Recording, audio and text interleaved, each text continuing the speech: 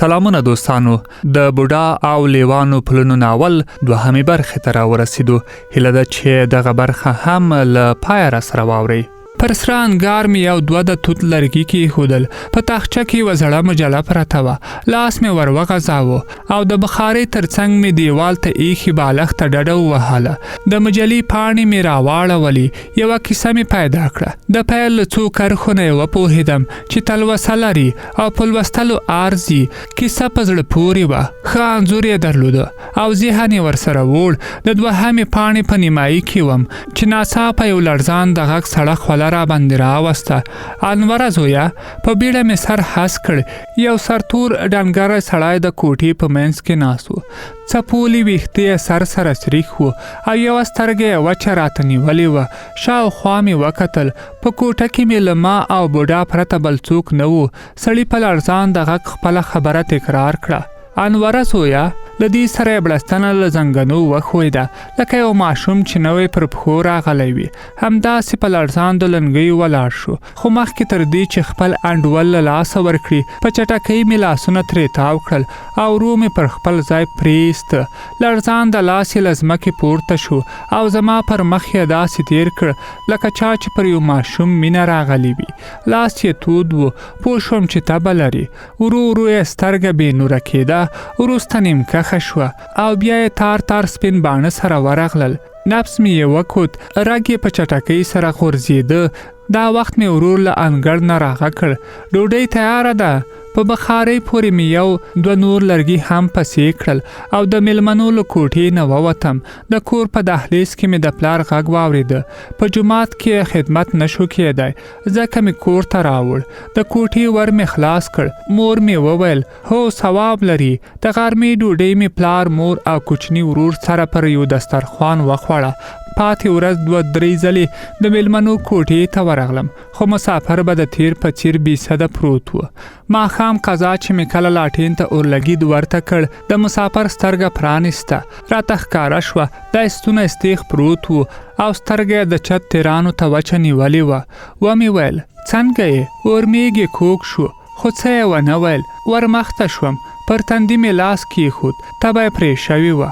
ورو مې وویل د خوړو اشتیا لري؟ دی بیا هم غلی و. ما زیاته کړه که د کور کلی دلته نږدې وي راته ووایه، زه به یې خبر کم. بوډا غلی و. زه هم ولاړ وم. هغه مې یوازې پرېښودو او ماخوستن له یوې کاسې یخني ښوروا سره بیرته د میلمنو کوټې ته راغلم. بوډا پر خپل ځای ناست و. سترګه یې راواړوله، خو څه یې ونه ویل. کاسه مې د بخارۍ پر سر کېښوده.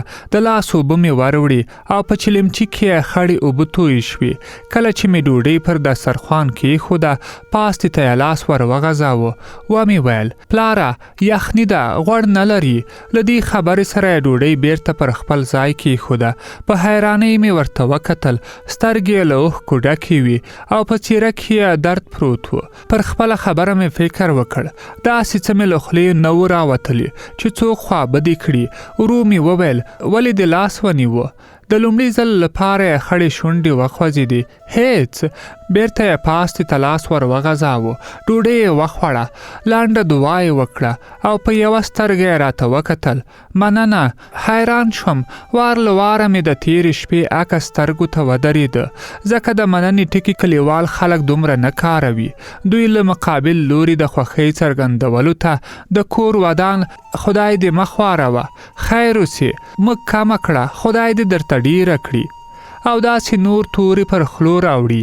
یو ځل مې بیا په زړه کې پوښتنه راولاړه شوه، دا سړی څوک دی؟ لا مې په ذهن کې دا پوښتنه د ځواب لپاره سره اړوله چې بوډا وویل بچیه را سره په زحمت شویه. ما وخندل. د څه زحمت؟ په خبره کې راولویده. که سهار ته هوا ښه وه درنه ځمه. نه پوهېږم چې ولې مې د زړه له تله وویل دا د خپل کور وګڼه، تر څو چې نه یې روغ شوی نشي تلای. خوله یې خبرو ته جوړوله چې ما وار ورنه واخیسته او بل واوره ډیره ده، منډ نشته. دا وخت مې په ذهن کې راتیر شول چې د ده د ځای د معلومولو لپاره ښه وخت په ګوتو راغلی دی.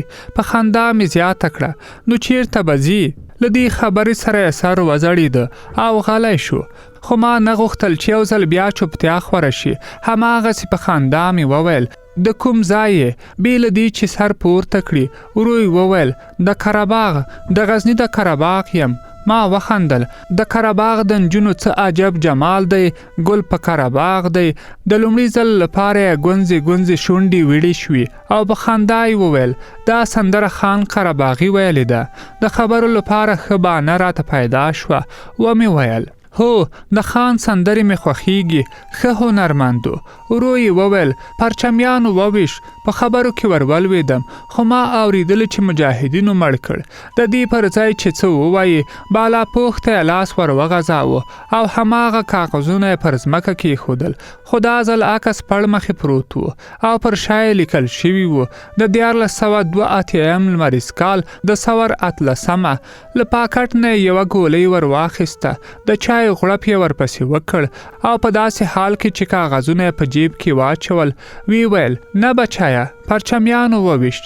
وپوهېدم چې سړی هیرجن نه دی او ذهن یې ښه کار کوي. د زیاته کړه خان ټیکسي چلوله او د کابل په 3مه کارته کې یې په خپل موټر کې توپانچه پرې تشه کړه. 950 کال و او کله چې مړی قرهباغ ته راوړ نو ځینو په هایدره کې نه پرېښود. ومې ویل ولې؟ هغه د جهاد لومړی دوره وه. ځینو ملایانو ویل چې خان کافر و او باید د مسلمانانو په هایدره کې تر خاورو لاندې نشي. د کورنۍ غړي یې بېوسه خلک و، نه یې زور درلود نه یې ځمکه.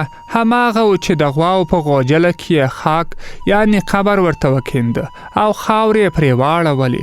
دا وخت مې کوچنی ورور د چای له پتنوس سره کوټې ته راننوته. بوډا وویل ورور دې دی؟ لنډ ځواب مې ورکړ هو. ورور مې 2 پیالې له چایو ډکې کړې، یوه یې د بوډا او بله یې زما مخې ته کېښوده او په خپله له کوټې ووت. بوډا وخندل ډیر شوخ دی. وپوهېدم چې د تیر ماښام د هلکانو ځورول ور په زړه شول. یو څه وشرمېدم او ورو مې وویل څنګه یې کوې؟ هلکان دي. بوډا پیاله راپورته کړه او سر یې په منفي بڼه وخوځاوه. لویان هم ګرم دي. ما د نورو خبرو تمه ورنه لرله چې بوډا غلی شو. بې اختیاره مې له خولې ووتل کاکا انور څوک دی؟ ناڅاپه یې ګلاس په لاس کې کوږ شو. یو تند حرکت یې وکړ او په چټکۍ سره یې خپله غځېدلې ښۍ پښه ور ټوله کړه. ناڅاپه یې ګلاس په لاس کې کوږ شو. یو تند حرکت یې وکړ او په چټکۍ سره یې خپله غځېدلې ښۍ پښه ور ټوله کړه. د لاس په ګوتو یې لنده پایڅه چې مړتا ورنه پورته کېده د خپلې پښې له څرمنې نه یې پورته ونیوله. په ورخطایۍ ولاړ شوم خو ده تر لاس ونیولم. چیرې؟ په خوابدې غږ مې وویل د غاښونو کریم راوړم، د سوځېدلې زی لپاره ښه دی. ده وخندل کېنه زوروره، دومره لویه خبره نه ده چې عمر تیر شي خپل لاس به د لا په واک کې نه وي. خو زه له خپلې خبرې پښیمانه وم او د هغه سوځېدل مې له خپله لاسه ګڼل. بوډا خپله ښۍ پښه تر زنګانه لڅو کړه. پر توره څرمن یې یو 2 ځایه مازې سرخي ښکارېدله. څو ځله یې سوځېدلې ځای ته ورپو کړل او وی ویل دې ته برڅېرنه سوځېدنه وایي، دومره د تشویش وړ نه ده، په خپله ښه کېږي. وروسته یې په داسې حال کې چې خپلې پښې ته یې کتل ورو یې وویل د انور نوم دې څنګه په خوله راغی؟ تلولی غونتې شوم. هسې په طبع کې دې یاداوه. یو سوړ اسویلی یې وایست. ما ورته وکتل. په سترګه کې یې اوښکه راټوله وه او په غریو نیولې غږ یې مازې شونډې وخوځولې. انور زما زوی دی. تر یوې شېبې چوپتیا وروسته یې په داسې غږ لکه څوک چې له ځان سره غږیږي زیاته یې کړه ډاکټر انور. په دې خبره کې یې ژور درد پروت و. په زړه کې راتېره شوه زوی به یې مړ وي. عکس مې سترګو ته نیغ ودرېده. په ذهن کې مې وګرځېدل نو هغه نجلۍ څوک ده؟ شاید 2 ودونه یې کړي وي، یو هم په ځواني او بل هم په زړښت کې. خو دا فکر هم د منلو وړ راته ښکاره نه شو. دا خوار بوډا او هغه ښاري ځوانه نجلۍ هیڅ امکان نه لري. شاید هم امکان ولري. ذهن می ګډوډ پوښتنو ته ګډوډ ځوابونه ورکول. په پای کې پوښتنې او ځوابونه سره ګډ شول. تورې په یو بل کې ننوتل. نه مې پوښتنه جوړوای شوه او نه هم ځواب. د بوډا غږ زما فکر سره راټول کړ. واده لرې؟ ورو مې وویل نه تر اوسه لا نه. پلار مې وایي چې لومړی د سبق خلاص کا. په بیړه یې وویل د څه شي سبق؟ پوهنتون یادوم. دا مې وروستی کال دی. اوس په رخصتۍ راغلی یم. لنډه شیبه غلی و، داسې لکه فکر چې وهي. وروسته یې سر پورته کړ. ښه ده پلار د اولاد خیر غواړي، هغه مه خوابدی کوه. ورو مې وویل له ما نه مې مور او پلار دواړه خوشحاله دي، تر خپله وسه یې درناوی کوم. هو زویه، زاړه خلک د ماشومانو غوندې دي، په کوچنۍ خبرې خوشحالیږي خو ډیر کم خوابدون نشي زغملی. ما وویل دې ته ورته خبره ما د طب په 3م کال له خپل استاد هم اورېدلې وه. هغه ویل څومره چې عمر تیریږي په هماغه اندازه د مغزو حجرات کمزوري کیږي او انسان په وړه خبره تر روحي فشار لاندې راځي. په خندا مې ویل کاکا ته خو د ډاکټرانو غوندې خبرې کوي. ده وخندل ډاکټر نه یم خو لږه ډېره مطالعه لرم. په خندا مې خبره ورغوڅه کړه. نو زده کړې دې چیرې کړې دي؟ یوه شیبه غلی و. وروسته یې په آرام غږ وویل زما په وخت کې لیسې او پوهنتونونه نه و. تر 6م لیک لوست کېده. د ظاهر خان دوره وه. د حکومت خلک به په کلو ګرځېدل خو کلیوالو به خپل ماشومان ورنه پټول. باني به یې پیدا کولی، تاوانونه به یې پر غاړه اخیستل، رشوت به یې ورکاوه او یا به هم شتمنو خلکو بېوزلو ته پیسې ورکولې چې د دوی د ماشومانو پر ځای د خپلو کوچنیانو نوم ورکړي. زما پلار هم نسبن سړی و. د کلي ملک یو پسه ور وباښه او د ملک د زوی پر ځای زه د مکتب خواته روان شوم. په خبره کې ورولوېدم نو دې خلکو ولې له مکتب دومره بد راتلل؟ هیڅ. دوی ویل چې مکتب ماشومان بېلارې کوي، کوپر ته یې باسي، دین او مذهب ورناخلي. بوډا یوه شیبه غلی شو او بیا یې یوه سترګه راواړوله. زویه کلونه تیر شول خو زموږ فکر لا پر خپل ځای ولاړ دی. اوس هم ډیر خلک همدا عقیده لري. دلته لا اوس هم لمر ته زولنې ورلویږي او دا هم وایي ځمکه د غوایي پر ښکرو ولاړه ده.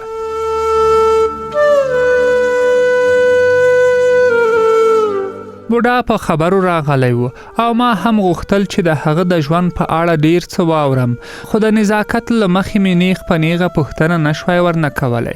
مجبور وم چې له څنډې اصلي موضوع ته راشم. په خندا مې خبره ورغوڅه کړه. نو دوی ګټې مو وکړي، هم پسه ترلاسه کړ او هم د مکتب ووایه. ده وخندل خو اصلي کار پسه وکړه. د بوډا خندا یو څه جرأت راکړ او په خندا مې وویل د پلار د هم مکتب نه خوښېده که څنګه؟ بوډا چای جوش ته لاس ور وغځاوه خو ما وار لومبی کړ او پیاله مې ور ډکه کړه. ده وویل معلومداره هغه هم له بل ځایه نه و راغلی خو هر رنګه چې و پلار مې ښه سړی و. پر هغه ګران وم. هغه زما لپاره هم پلار او هم مور. په خوا بدې غږ مې وویل مور دې مړه شوې وه؟ د یو سوړ اسویلی وایست، تر زاړه پټکي لاندې یې خپلې ګوتې تیرې کړې، ککرۍ یې وګروله. ورو یې وویل هو زویه مور مې نه په زړه کیږي. زه ډیر کوچنی وم چې هغې پور پرې کړ. شاید د 4-5 کلونو په ذهن کې یوازې د هغه یو خړ تصویر را پاتې دی. څیره یې سمه نشم سره جوړولی، را نړنګېږي داسې لکه چاته چې د زاړه او سپیره پلاستیک تر شا ګوري. خو فکر کوم چې ښکلې به وه. مور تل ښکلې وي. بوډا یوه شیبه غلی شو، بیا یې خپله خبره پسې وغځوله. د مور لومړینې مې لا کال نه و وتلی چې پلار مې بله کوژده وکړه. تر واده 1 کال نور هم ووته، ولور نه پوره کېده خو بیا یې له پلاره ورپاتې 2 جریبه ځمکه وپلورله او واده یې راخوندي کړ. زه ماشوم وم، هغه مهال په دې خبرو نه پوهېدم خو وروسته مې چې ښی او کین بوټ سره وپېژندل دا خبره راته روښانه شوه. د پلار له واده مې نور څه نه دي را په یاد، خو یو څه چې د انسان په زړه کې ریښې زغوي او تلپاتې وي له هغه نه دا د مینې اخیستل دي. نه پوهېږم چې د واده لومړۍ شپه به وه که 2مه، خو دومره مې په زړه و چې میرې مې زما ځای ونیوه. زه به تل د پلار په غېږ کې خوب وړلم خو په هغه شپه یې د لومړي ځل لپاره په بله کوټه کې ځای راته جوړ کړ. خو بیا روږدی شوم. 1.5 کال وروسته به بیا پر بام ویدېدم او ستورو ته به مې تر هغو کتل چې سترګې به مې سره ورغلې. ژوند همداسې پر مخ ته. میرې به مې د پلار تر مخ د ناز په ژبه خبرې را سره کولې. د بوډا او د لېوانو پلونو ناول دوهمه برخه مو هم همدلته پای ته رسیږي. تر بیا ښه وختونه.